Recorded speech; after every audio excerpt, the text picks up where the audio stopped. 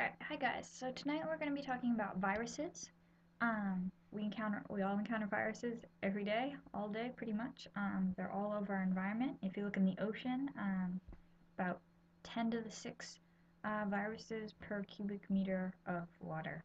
So they're everywhere. They're a part of your life, whether you know it or not. Um, However, they're not technically alive, though they can kill you. Alright, so they're super interesting.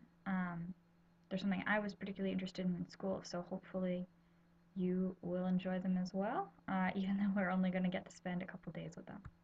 Alright, so what's in a virus? Usually we have a protein capsid. So the capsid is this outer layer of protein, and that surrounds the DNA. Um, And occasionally there's also a lipid membrane on the outside. So we have the DNA on the inside and the protein on the outside, and then possibly a lipid bilayer on the outside of that. There's many layers here. The goal, of course, is to move the DNA or RNA around and get it to infect host cells. Um, so usually the protein parts are used to make contact with the host. So in case of, say, a cold virus, we're the host. In case of a tobacco plant virus, the tobacco plant is a host. Pretty much any living organism can be a host for a virus. Alright, and so they all look really different, but they all have pretty much the same function, which is to make more of themselves. Okay, so how do you get a virus? Viral particles can be transmitted horizontally from one organism to an unrelated organism. So for example, if this dog had a cold, it could pass the cold to this dog just by sort of sneezing in its direction. Um, or it can be passed vertically from parent to child. So if this dog had a viral disease, it could pass the disease on to its children. And this often happens between the mother and the pups or children. Um, and this can be happen in the uterus, during birth, or through breast milk. So obviously, if you're a mammal, there's actually quite a few ways because we do, as mammals, continue to care for our offspring um, after they are born. Okay. So why don't we consider viruses to be alive? Uh, they do so many things that seem like they're alive. They evolve, they interact with their environment, and they can actually even be parasitic to other viruses. However, the big thing here is that they can't grow or replicate on their own. They need a prokaryotic or eukaryotic cell, just some kind of cell, to make more copies of themselves. So we as humans, we can make more humans. We've talked about this in class. So a virus cannot make more viruses on its own. It needs this other organism to be able to do that. Okay, so how do viruses replicate if they're not sort of doing it independently? They do it through two different cycles. One is called the lytic cycle, in which many viral particles are made very quickly, and usually the host cell is destroyed. So again, the host cell is the cell of a prokaryotic or eukaryotic organism that's infected with a virus. And then the other option is the lysogenic cycle, in which viral DNA is integrated into host DNA and is replicated along with the host, possibly for many, many generations. Alright, so we'll get into this a little bit more. So for example, this is an example of the lytic cycle. So we call viruses that infect bacteria phages or bacteriophages. It's just a name for it, so don't worry too much about that. But anyways, so the virus comes along, sees a nice cell, attaches to it, inserts its DNA, so that's that blue stuff. And there's the host DNA. They don't really interact, that's just the viral DNA is there, the host DNA is there. And if it goes into the lytic cycle, then this viral DNA is used to direct all the machinery of the host cell to make lots of virus particles. So that means the cell probably isn't doing all its normal cell activities because it's committed all its resources at this point to the virus. It's basically been hijacked. And then once a bunch of virus particles are made, they usually sort of explode out of the cell, and this is called lysis. And you're wondering, okay, this is the lytic cycle. Why does lysis happen in the lytic cycle? because it's basically the same word. So if this sounds confusing, that's because it is. Alright, so the Leydig cycle take-home point, cell dies rapidly. Next up, the lysogenic cycle. So in this case, we have the the viral DNA has already entered the host cell, as we saw. So it has the first steps the same as the other cycle, the Leydig cycle. But in the lysogenic cycle, the bacterial DNA is integrated with the viral DNA. And we call this a prophage. And this can happen also not in bacteria, but in humans if DNA is integrated into, viral DNA is integrated into your chromosome. It's called a prophage as well. And then as the host cell grows and divides, normally that viral DNA will also be replicated along with host cell.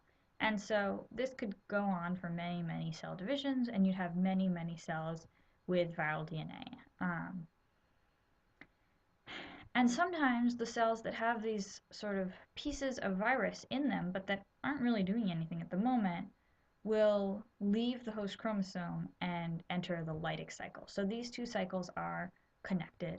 They both pass through the same phase, and so they could go back out to the Leydig cycle if they want, or if they decide to.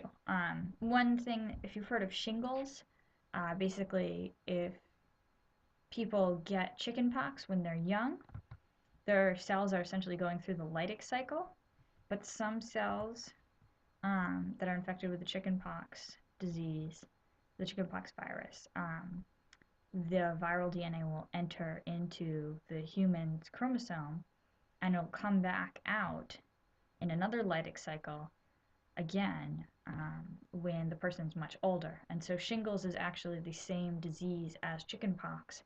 It's just different because usually people who are older get shingles because their chickenpox virus has been lying in wait in the lysogenic cycle for many, many years. And you guys might all be young enough that you've actually had the chickenpox vaccine, and this is not a worry for you at all.